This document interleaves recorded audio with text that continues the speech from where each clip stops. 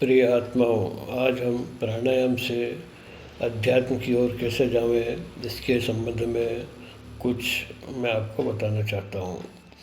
प्राणायाम, जैसा कि सभी जानते हैं, हम अपने प्राण को कैसे बढ़ा सकते हैं, उसके लिए हम प्राणायाम करते हैं, योग कक्षाएं ज्वाइन करते हैं।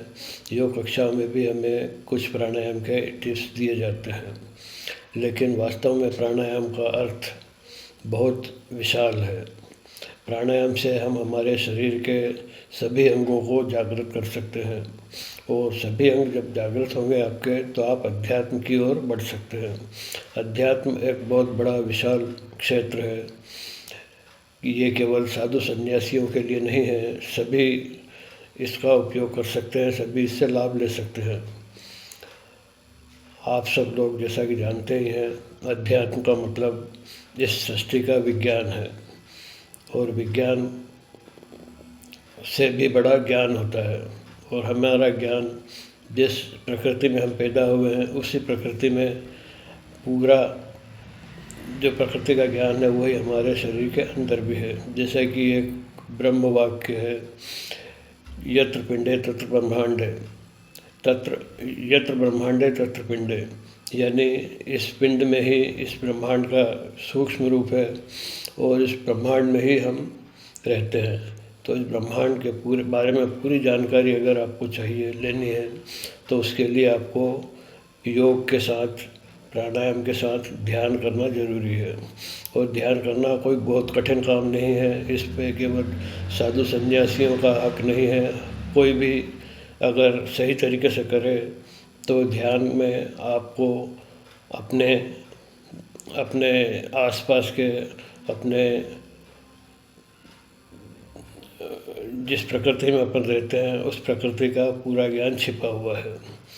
क्योंकि कहते हैं ना, जिस प्रकृति से जो हम लेते हैं, उस प्रकृति का अंश भी हम में ही है, और हम ही इस प्रकृति में पैदा हुए, और हमारे द्वारा ये प्रकृति बढ़ती है। इसलिए सबसे पहले हमें इस प्रकृति को जानना ज़रूरी है, और उस प्रकृति को जानने के लिए पहले हमें अपने शरीर को जानना ज़रूरी है।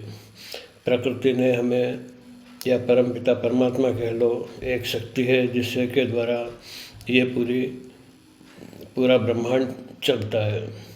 आज जैसा कि आप जानते हैं, इंग्लिश में एक शब्द है GOD, गॉड। GOD, जी मतलब जनरेटर, O मतलब ऑपरेटर, और D मतलब डिस्ट्रॉयर। लेकिन यहाँ अगर आप सोचेंगे तो जनरेटर कौन है, तो हमारे हिंदू सनातन धर्म में जनरेटर भगवान ब्रह्मा को माना गया है, और ब्रह्मा की पत्नी माँ सरस्वती है। इसीलिए ऑपरेटर भगवान श्री विष्णु और उनकी पत्नी महालक्ष्मी को माना गया है। वो हमें वो इस सृष्टि को ऑपरेट करते हैं। और डिस्ट्रॉयर, जैसा कि सभी जानते हैं, शांत सौम्य श्री